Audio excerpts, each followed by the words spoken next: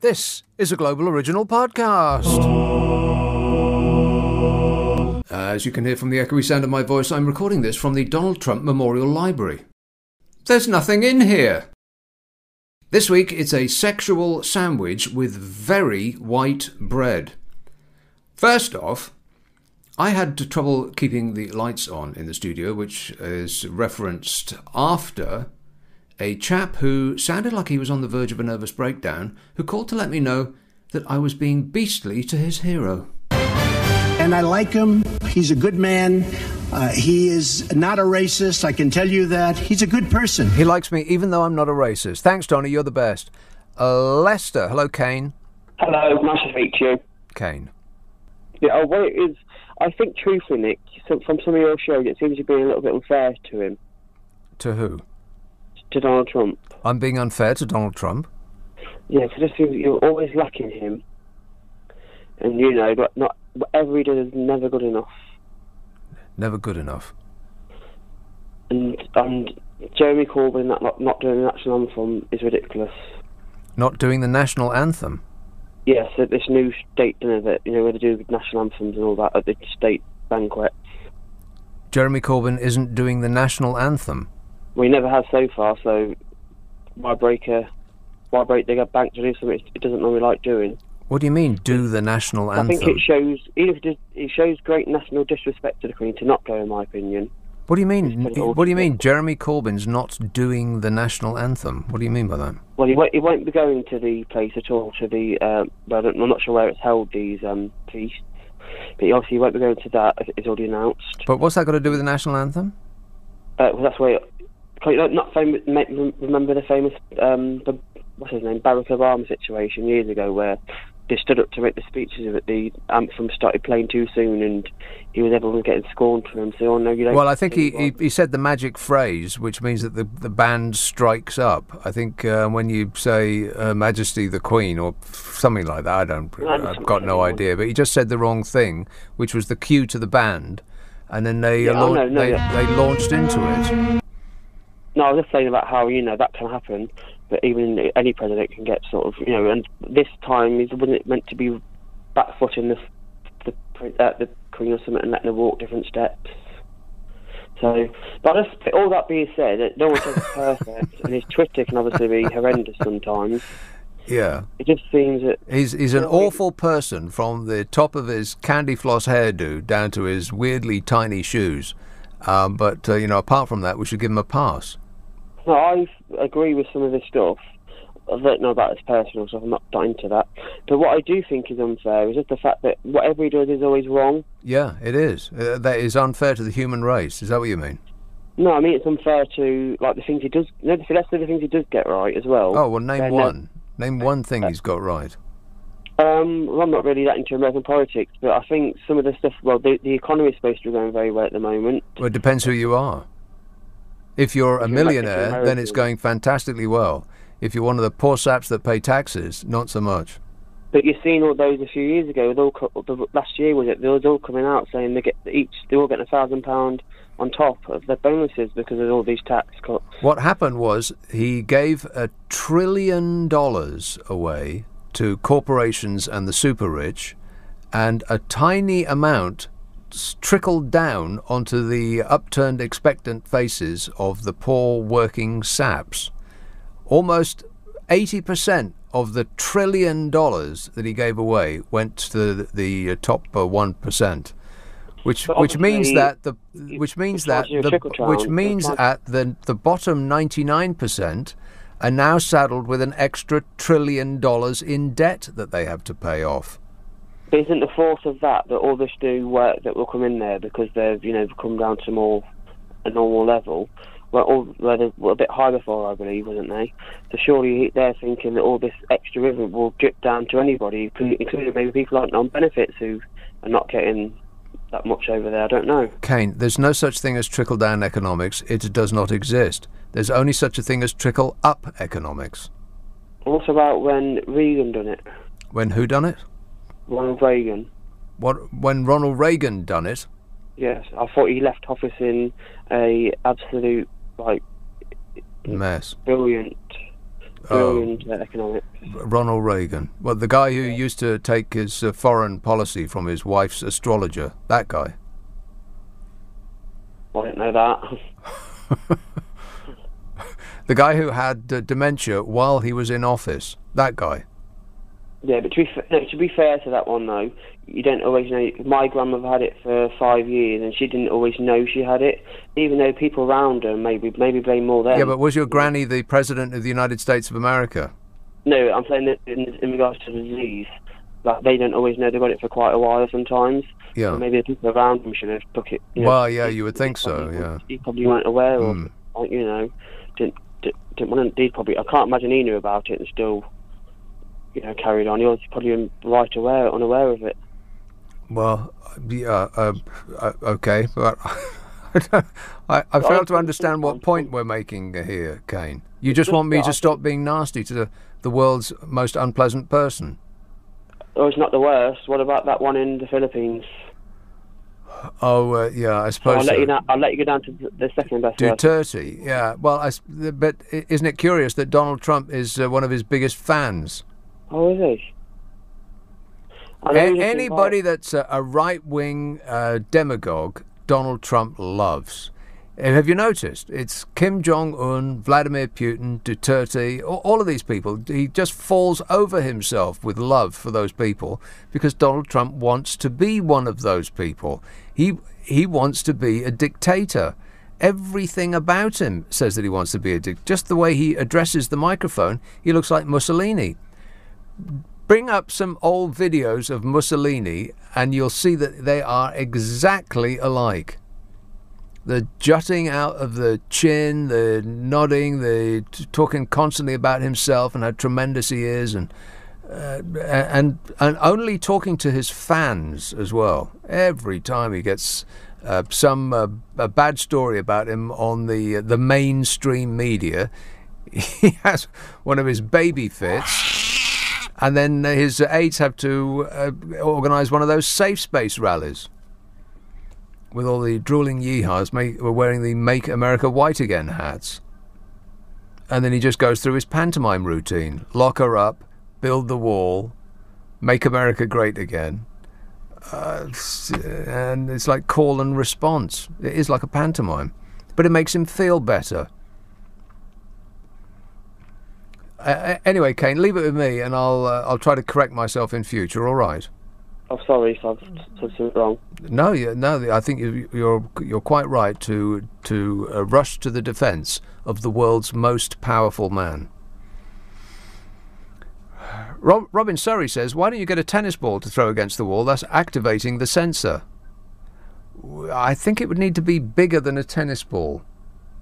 Somebody had a good idea that I should have like a large balloon on the end of a stick, and I could just wave it about. Or I could just get off my bottom and walk up and down a bit. If there's a problem... Get off your ass and change it. Thanks. Bill says the Queen's doctor might advise that she rest over May. Sadiq Khan would be a good substitute. Patrick in Guildford says... Jake Moggy's 19th century dinosauric accent is the reason American tourists over here think we Brits still go about doffing our bowler hats, patting ourselves on the back for winning the last World War, and tuning into LBC on a Roberts Bakelite valve radio set. Paul in Sheffield says, who could be more insulting, Donald Trump or the Duke of Edinburgh?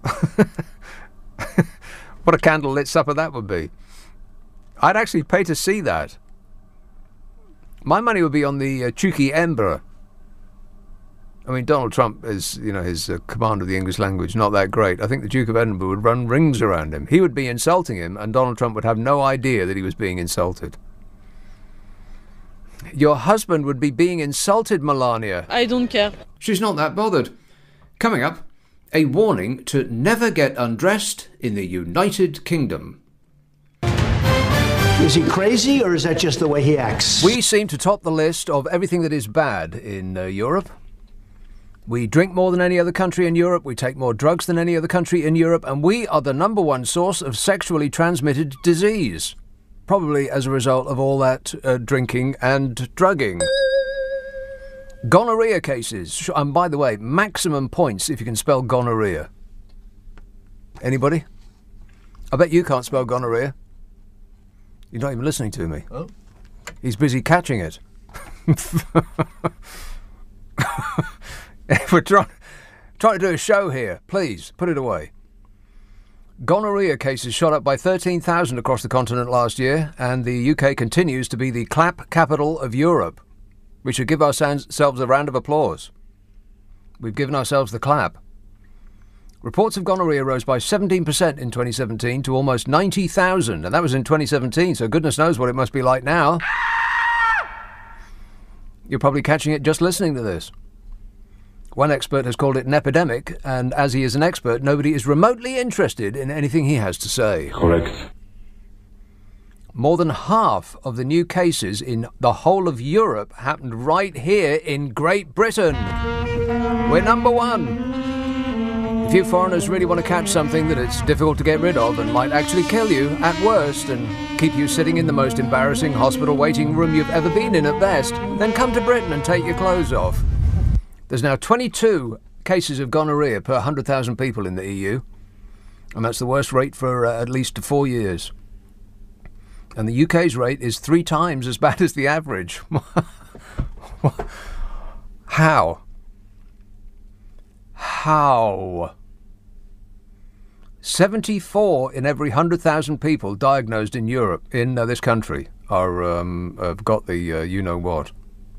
It's 22 cases on average per 100,000 people in the EU. It's 74 on average in this country. Good grief. We make up 55% of the European total. All of the rest of Europe put together doesn't have as much gonorrhea as we've got. I am stunned. We're a tenth of the population of Europe, and yet we account for over half of the diseases you get for doing, Disgusting. Exactly.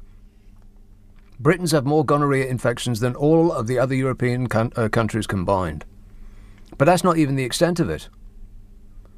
Many people don't have symptoms, so that person that you swapped your intimate essence with last may have had it, or you may have given it to them. Oh, no. Cyprus has the lowest rate of infection in Europe, just 2 officially recorded cases per 100,000 people, and they probably got it by having sex with a British tourist. We're sorry about that. I am very sorry that I screwed up. Ireland's rate is the second highest.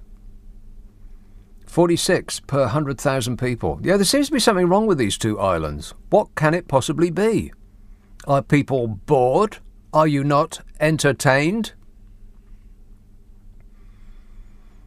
But, it's nothing that you can't get cleared up with a course of antibiotics. It's what comes along with the gonorrhea that might be a bigger problem. There may be things we haven't even invented yet. Or put names to, anyway. I'd recommend not even thinking about it. Why not have a nice cup of tea and read a good book instead? And keep your clothes on while you're doing it.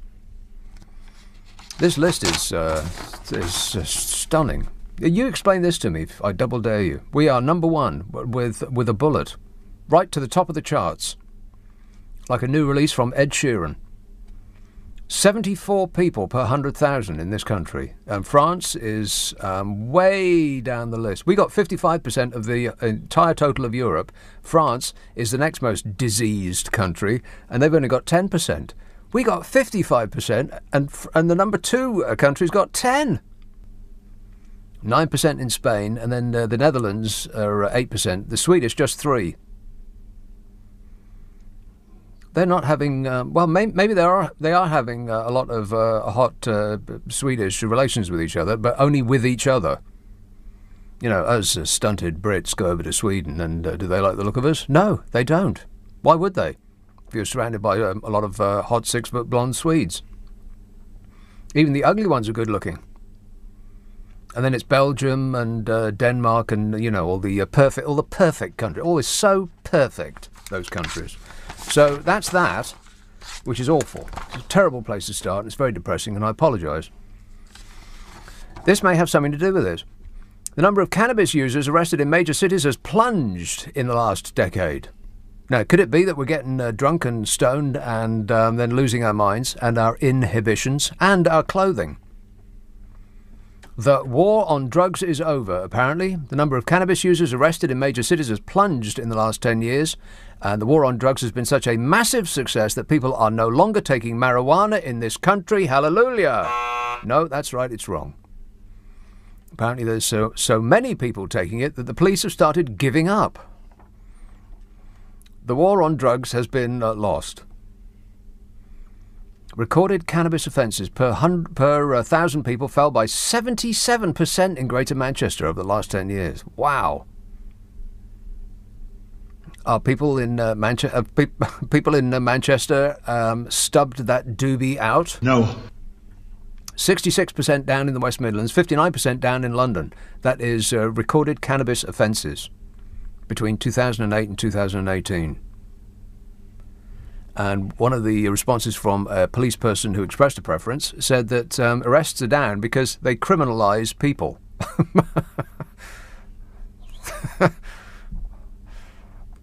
Am I hallucinating or is this real life? They're not arresting people anymore because that would criminalise them. Does that make sense? No. A little bit. One senior officer in the West Midlands has ended arrests for people smoking the marijuana because they criminalised lots of young people. I'm not making that up. That is an actual quote. Not to mention, of course, the cost of taking officers off the beat to process those arrested, the cost of putting them up in police cells, the cost of trying them, and the cost of jail cells to house those convicted. They probably looked at their reduced numbers, the police, and their fewer resources because of the austerity policies of the government and the rising level of violence and the more serious crimes, and they thought that they'd better be concentrating on things that matter more. Unless I'm getting that wrong, in which case you must correct me. Overall, of course, I mean, you'll have heard about that, you'll be reading it on a daily basis, crimes are up. And police numbers are down and crime is up. But I'm sure that the two can't possibly be connected. National crime figures showed that drug offences logged by police forces fell by 37%.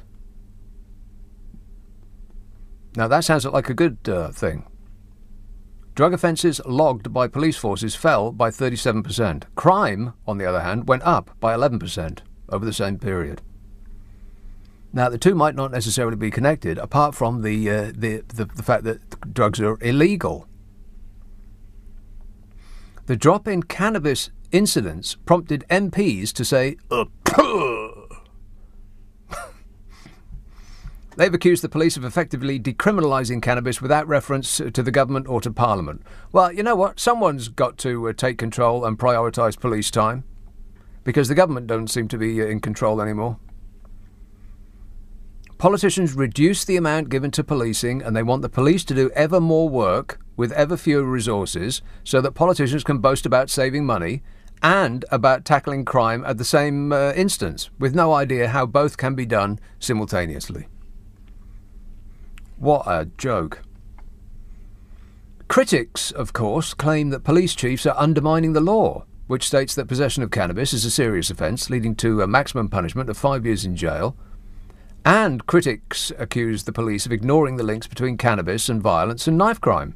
And those critics, whoever they may be, always unnamed by the press, I suspect that when a journalist says critics say, they just looking at an empty screen and trying to fill it up with words, rather than call around, go to the length of being an actual journalist and calling around and asking people what they think. They just make it up. Critics say that, all of the above. But critics are neglecting to acknowledge that the crime associated with cannabis dealing would disappear if the drug was legalised. I mean, that makes sense, doesn't it? And unless I'm getting this wrong, marijuana doesn't lead you to become violent. That's alcohol, which is available at a government-approved outlet near you, wherever you may be. I bet if I asked 100 police persons what they would prefer to be dealing with on a Saturday night, a crowd full of drunk people or a crowd full of stoned people, I think I'd know what the answer would be. They'd probably say, "Want to score some pot?" Crime statistics released this week show that knife crime has reached record levels with an average of 112 offences every day. Good grief. Now, which would you rather the police concentrated on? Arresting people swinging at each other with machetes because someone stole their parking place, or some stoner looking at flowers in a park? Groovy. The National Police Chiefs Council spokesman on drugs said there is strong evidence to suggest that recommending minor offenders... I don't know why they all speak like this, but they do. I think it's instilled into them during their training. He said there is strong evidence to suggest that recommending minor offenders for early intervention treatment instead of pursuing convictions can prevent reoffending and result in the best outcome for the user and the criminal justice system. Were you concentrating on the words or the way that I was saying them? The way you were saying it. Coming up, I don't normally do this, but it's going to be a big week because the Tangerine Scream is heading off to fume in some room of his that looks like the inside of a Russian hooker's handbag. So coming up, the end of my most recent Saturday show, where I paid tribute to the baby tornado and his adoring fans. Come on, we're running late! Roberta in Boreham Wood says, we can't blame Trump entirely for breaking his oath of office. He's never read the Constitution, and even if he did, he wouldn't understand it.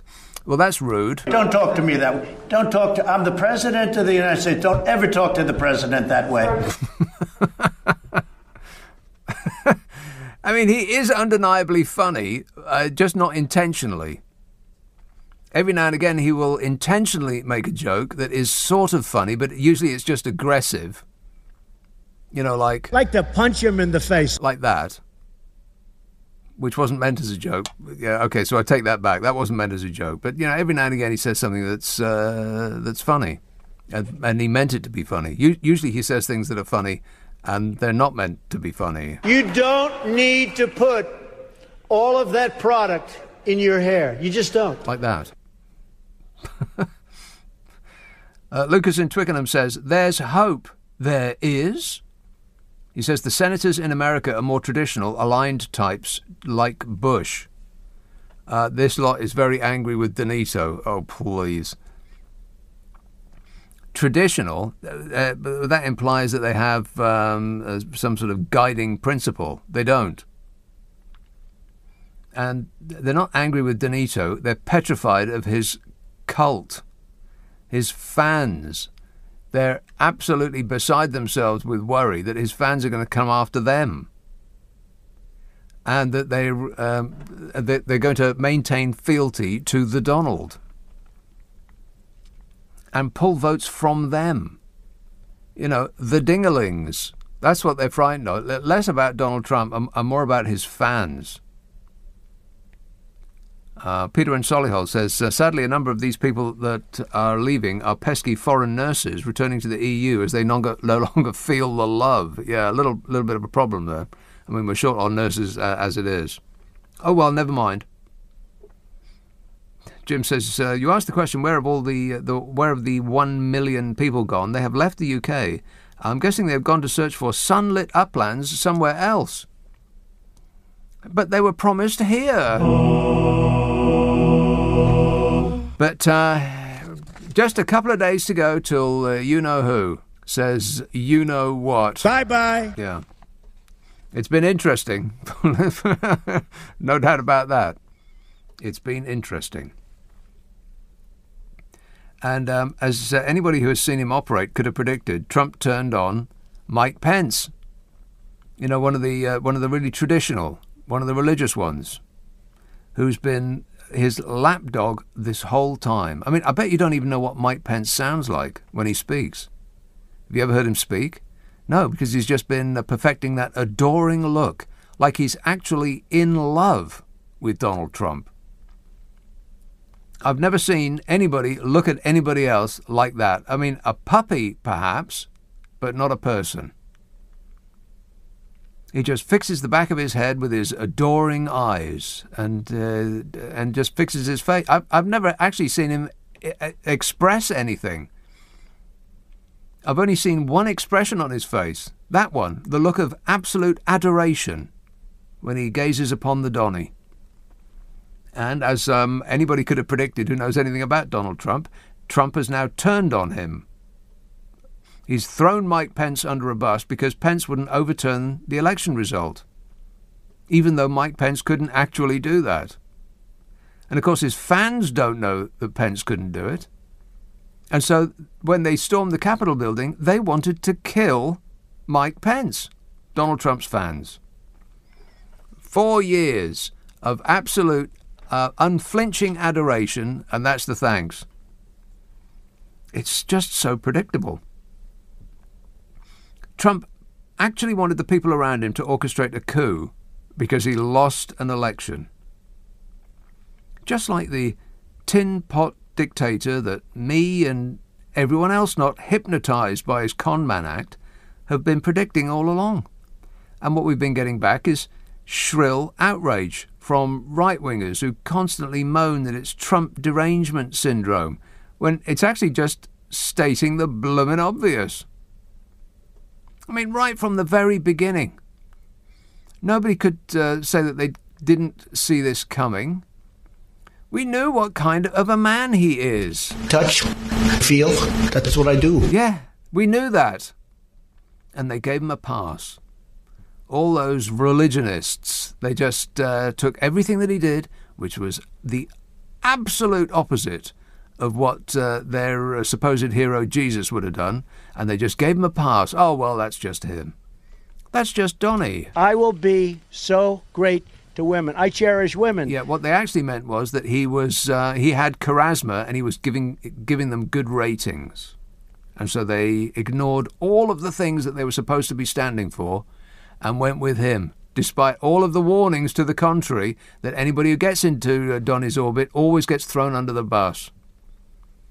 They always get run over. They all become roadkill. He's like Midas in reverse. Everything he touches turns to poop.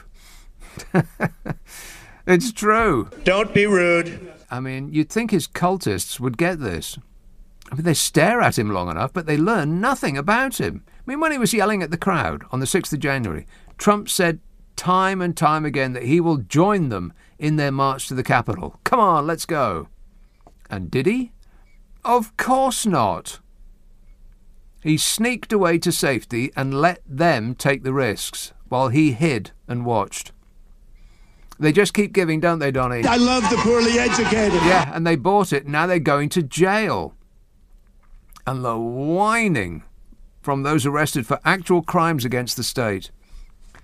I mean, it's if you want a good laugh, just look at the videos of the people that have been caught and locked up, and now they're putting their grievances on YouTube. I want a pardon from President Trump. We didn't do nothing. We just broke down the doors of the seat of government and stole stuff and come armed with assault weapons and strung up a noose, and we beat a cop to death and 5 people died, but it weren't nothing. I don't see why I've been arrested. It's not fair. We done nothing wrong. We were just doing it for Jesus. And we want a pardon. And we want to get out of jail. I don't like the food, and I can't get no products for my hair, no nothing. It's a total disgrace. I want to go home now. So President Trump needs to get us out, and we want a pardon. But he ain't returning our calls. It's probably that Hillary Clinton's fault, ain't it? And what does treason and sedition mean anyway? I mean, who ever heard of such a thing? So we want President Trump to come down here and set us free. Where is he? He's not coming. He's not interested in you dinglings, apart from what you can give him. A check is best, but a cheer will do. Other than that, you're useless to him. I suppose that will dawn on them eventually. And that's it. If you subscribe to this podcast, the next episode will get squirted up your life as though by magic on Mondays. And don't forget the Whole Show podcast, which is, as it sounds, the whole show with all the ads and the news stripped out, so it's much quicker and more efficient to listen to. And there's the one that I do with Carol McGiffin, the delightful, hilarious, and often wrong Carol McGiffin and I do a podcast called What's Your Problem with Nick and Carol, in which we try to solve people's problems while laughing our faces off. If you would like us to have a bash at your problem, send it to the following address, nickandcarol@global.com. That's nickandcarol@global.com. And prepare to be completely satisfied. And I'll be back on the radio Friday, Saturday and Sunday at 10. And until then, I'll be seeing you. Bye-bye.